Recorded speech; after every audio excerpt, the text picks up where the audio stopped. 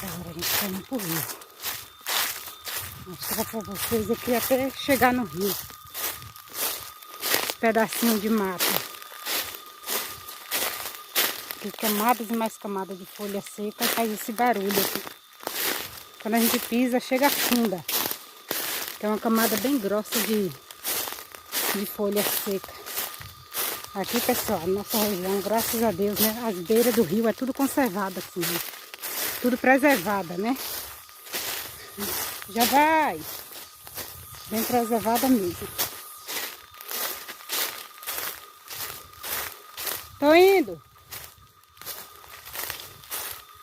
Chega, escurece. Olha só que legal. Ó.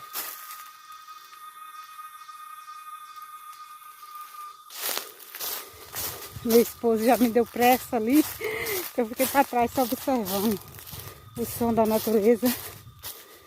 Mas a gente já está chegando no rio.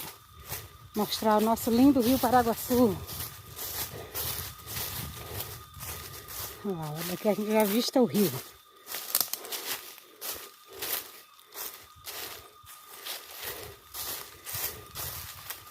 Ó. Som.